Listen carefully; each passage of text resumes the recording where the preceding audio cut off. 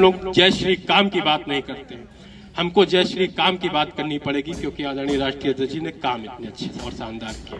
ये चाहते हैं कि इस पर चर्चा हो, ये चाहते हैं कि धर्म मजहब जाति पर चर्चा हो, ले हिंदुत्व पे चर्चा हो, लेकिन जब पीड़ित शोषितों के साथ अन्याय होता है तो इनका हिंदुत्व मर जाता है। हमारी कितनी जितनी जातियां हैं, चाहे आप लोहार ले लीजिए, चाहे विश्वकर्मा समाज ले लीजिए, चाहे बढ़ई समाज ले लीजिए, चाहे कनौजिया समाज ले लीजिए, चाहे जितने पाल समाज ले लीजिए, ये समाज क्या हिंदू समाज नहीं है? जब इनके साथ अन्याय होता है तो ये लोग खामोश हो जाते हैं। ये हमें आपको हिंदुत्व के नाम पर तो एक कर लेते हैं, लेकिन जब अन्याय की बात होती है तो ये लोग खामोश हो जाते हैं। आप देखिए कि समाजवादी पार्टी का जो नारा है, आदरणीय नेताजी जी जो हमें आपको नारा दिया था, वो नारा था दवा पढ़ाई मुक्ति हो और रोटी कपड़ा सस्ती हो।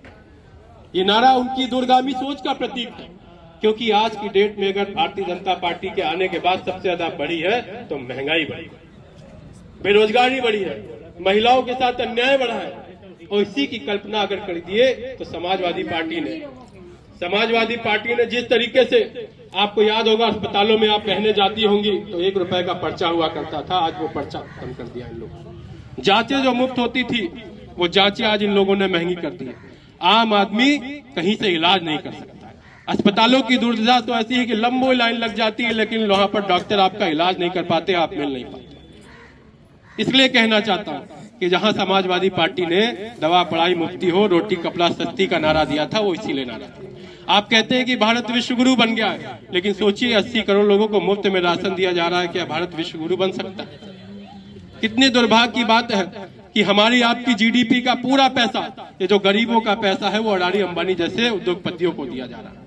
आप अभी चर्चा मेरे भाई ने की है, लेकिन अगर हम बात आवाम की करते हैं तो टीवी चैनल खोल के देखिए तो बात करते हैं पाकिस्तान की। आज की डेट में जितने टीवी चैनल है बाजी, सारे चैनल कहीं ना कहीं अडानी और अंबानी जैसे लोगों ने, उद्योगपतियों ने खरीद रखे। ये चर्चा नहीं करते हमारे आपकी अन्याय के साथ, जो हम लोगों के साथ अन्याय हो रहा है, इसकी चर्चा नहीं होती। ये बेरोजगारी पर चर्चा नहीं कर सकते हैं, ये महिला कानून पर चर्चा नहीं कर सकते हैं, ये नौजवानों के रोजगार पर चर्चा नहीं करते हैं। ये टीवी खोलिए तो कहीं ना कहीं ऐसी चर्चा करते हैं जिससे धर्म मजहब जाति का बंटवारा। ये वोट लेने का काम करते हैं।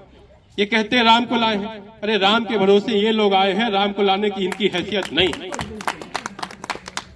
और हम लोग चाहते हैं कि जहां लोहिया जी ने हमें आपको ये नारा दिया था कि सोशलिस्टों ने बाटी घाट 100 में पाए पिछड़े साल, आज पिछड़ों का हक ये लोग खा रहे हैं। मैं कहता हूं कि हमारे पिताजी लोगों ने घर बनाया, अगर हम लोगों ने कोई गलती की है तो क्या वो घर तोड़ने का अधिकार इनको दे दिया जाएगा? आज ये जो बुलडोजर संविधान को तोड़ने का काम कर रहे हैं, ये कहीं से कहीं लोकतंत्र के लिए आने वाली समय में बहुत बड़ा खतरा है।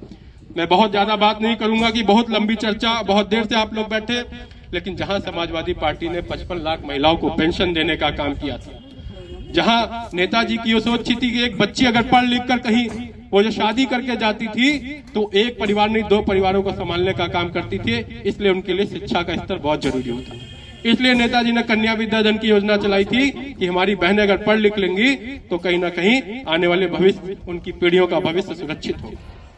इसलिए उन्होंने ये योजनाएं चलाई थी। आप देख लीजिए 18 लाख लैपटॉप बांटने का काम अखिलेश यादव जी ने किया था, इस सरकार ने लैपटॉप को खत्म कर दिया, कन्या विद्याधन की योजना खत्म कर दी। आपके बगल में मेट्रो इतनी शानदार हम लोगों ने बनाई, वो मेट्रो जितनी हम लोग बना